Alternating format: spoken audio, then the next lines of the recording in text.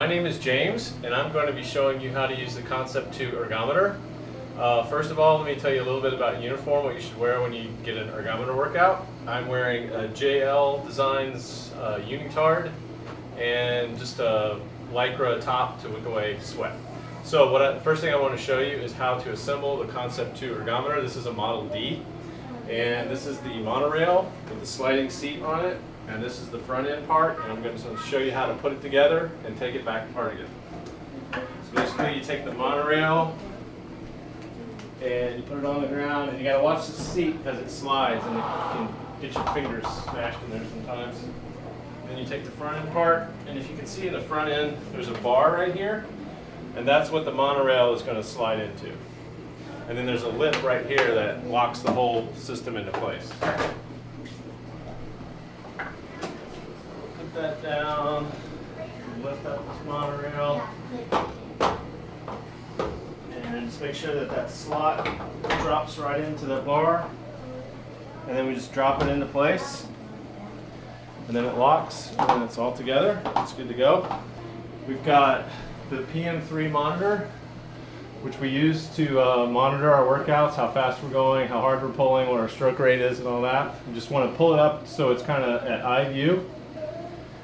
And then you want to pull the handle back and drop it into the handle lock right there. And then you want to make sure that the flex foot system fits your feet. And basically what you do is slide these things up and down to the size of your foot to make sure that the strap is over the ball of your foot, essentially. So I usually put mine on the third hole so that the strap is about right there over the balls of my foot. So that's how we set everything up. And then a little bit further along, we'll show you how to use the PM3 monitor for your workout tracking. Damper is kind of like a gear shift on a bicycle. If the damper is all the way down on one, then that's going to be it's going to be a lot easier to row, kind of like a lower gear on a bicycle.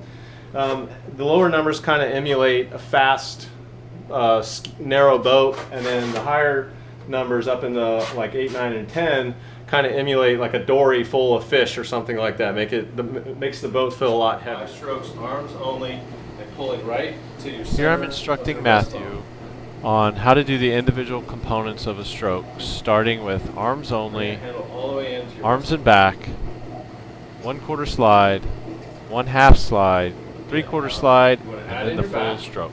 And when your hand goes away, you want to put your body angle over at about a 45-degree angle.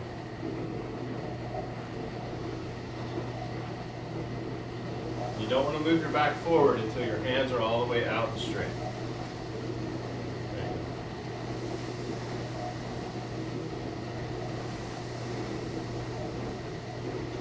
Nice. Now the next thing you want to do, come forward like you just did. No straight, don't bend your legs yet. Is come forward to 1/4 slide. So bend your knees to 1/4, and then go all the way back and repeat that motion. And do that 5 times. Let's see that. 1/4 slide.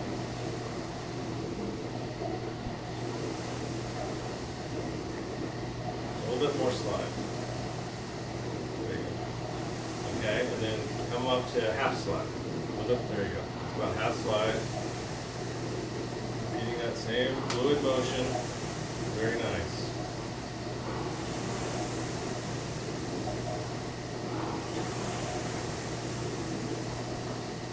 And then 3/4 slide, 3/4 of the way up the slide. Nice posture on your back. Make sure those arms are away before you bend your knees.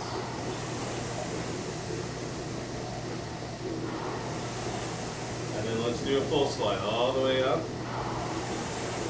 Notice he's not touching he's not touching his heels with his butt. He's got a nice comfortable stroke. Notice the ratio is about 2 to 1, and we'll talk a little bit more about ratio in a minute. Now I'm going to talk about the 4 main components of a good stroke. We're going to start at the finish, and then I'm going to talk about the recovery, and then the catch, and then finally the drive. So at the finish, you want to be sitting up straight and tall, and a little bit leaning back a little bit past the 90-degree angle mark. And you want your head and shoulders up, sitting up tall with your kind of pinching your shoulder blades in a little bit, elbows out, and you want that handle pretty close into your breastbone, about right here. You want to have it all the way in there. So you're going to be sitting up just like that, just like he's demonstrating. So this is a good finish position. So then the next part of that is to recover. It's called the recovery. So the first step of that is arms away straight, then body angle over to your 45 degree or so. And then when your handle has cleared your knees, that's when your knees start to bend, and then you start to come forward a little bit. So this is the recovery part of the stroke. And then when you come all the way up to where's the most comfortable part for you, as far forward as is comfortable, that is called the catch, when you start to drive with your legs. So when you drive with your legs, let's go slowly, you want to feel your arms straight out, and you want to feel that tension on your latissimus dorsi in the back, your back muscles there, and as you drive your legs down, and that's going to spin that flywheel. And the further back your body moves, the faster that handle is going to get, to the point where when you're pulling that handle into your chest, that's the fastest you're zinging that flywheel. And so now you're back in the finish position again. Okay, so now Matthew is taking full strokes and putting all the components that we've talked about so far together, all in one smooth motion. At the catch, to the drive, to the recovery. And notice the ratio of the recovery is slower than the drive, to a ratio of about 2 to 1. He is getting his arms away from his chest pretty quickly and clearing his knees before his knees come up. Always remember that you want those hands over your knees before your knees start to come up. And then your body position is over at about a 45 degree angle before you start to move forward up the slide. And you want your stroke to be one smooth set of motions, all interconnected. You want your arms straight on the drive, and you want your legs doing all the work on the drive, feeling all the pressure of the drive in your lats and your back. And you don't want your arms to come into your chest until your knees are all the way down.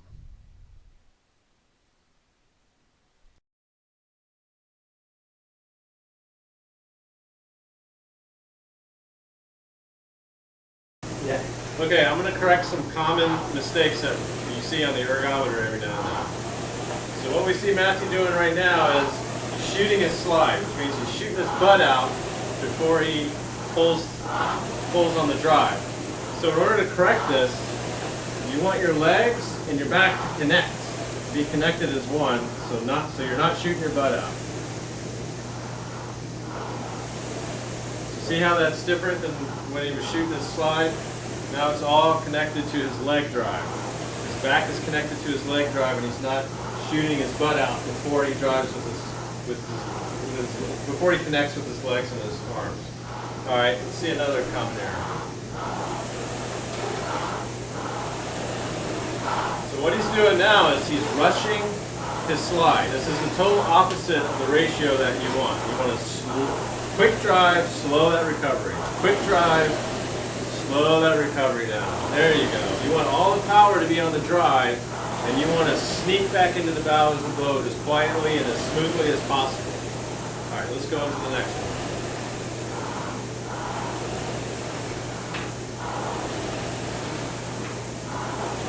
So what he's doing now is he's being really lazy with his oar handle, and he's dropping it down below his knees. What you want to do is keep that oar handle on a level plane the whole way forward. So let's keep that oar handle forward.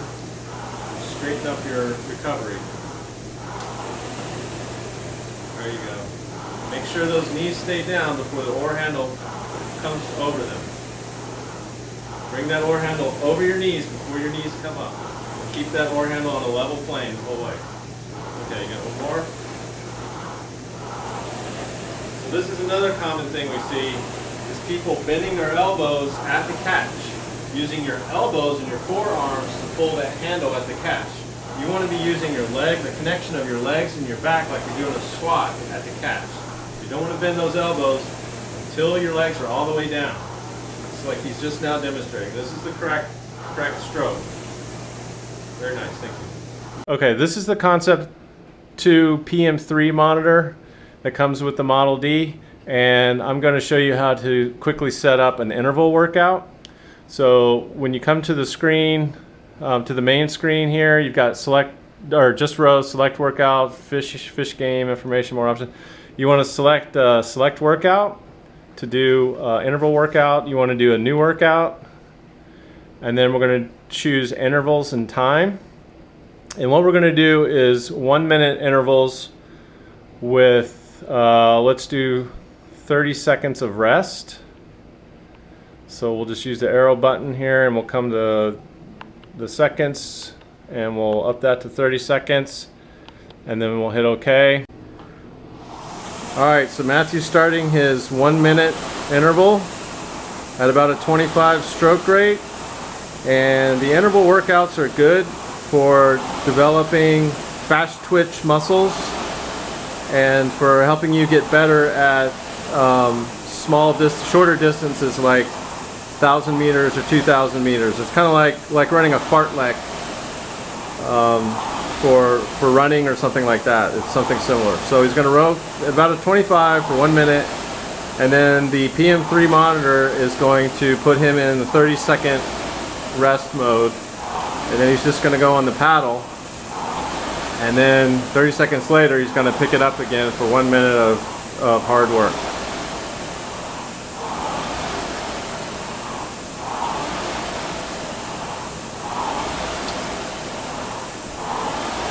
So notice how he's got quick hands away at the finish, body angle over, and now he's on his 30 seconds of rest, as you can make out on the PM3 monitor. And notice how it's just ticking down to 30 seconds, so he knows that he's on his rest period. And then when that 30 seconds is over, he's going to start his 1 minute hard workout again. Okay, so now that we're all done with our indoor rowing workout, we're going to return the handle back to its original position up here as far as it'll go. The other thing we want to do is put the damper back down to 1, and then we want to clean off the monorail. You often get some black gunk on here, so I like to use some Windex. Just spray it on the monorail, use a paper towel. Just want to break it down again. Put the PM3 monitor down. Lift up on this lip, pull up on the monorail, so it comes off of that bar, and then that piece comes apart, and then we can just put it away, like so.